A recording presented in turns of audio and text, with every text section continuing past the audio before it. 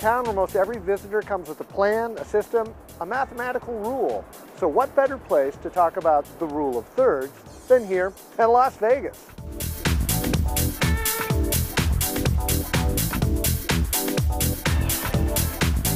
The rule of thirds is a great thing to learn. It's the foundation for well-balanced and interesting shots. Sure, it's a formula, but with practice you may find it's a good starting point. The rule of thirds actually goes way back. Artists have been using it for a few thousand years, at least since the Greeks, who discovered it. So what exactly is the rule of thirds? Imagine your screen is divided into thirds horizontally and vertically, kind of like tic-tac-toe.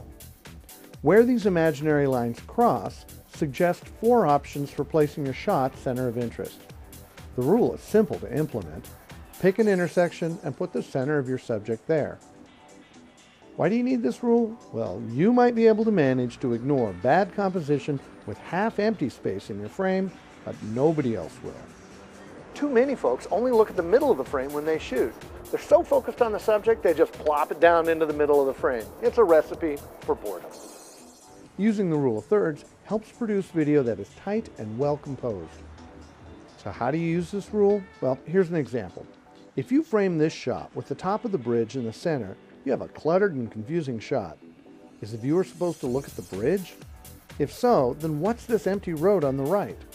By filling the frame by zooming in a little and moving the camera to the left to cut out the road, you've not only created a more interesting shot, you've told the viewer what you want them to look at in your composition. The rule of thirds isn't really a rule at all, more like guidelines really. It's there to help you when you're trying to figure out how to frame a shot.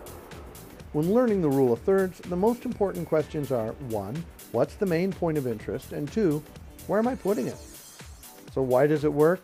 Well, studies have shown that when folks watch footage, their eyes naturally go to one of these intersections. Using this rule works with the way we see images. Remember, sticking to the rules can stifle your creativity.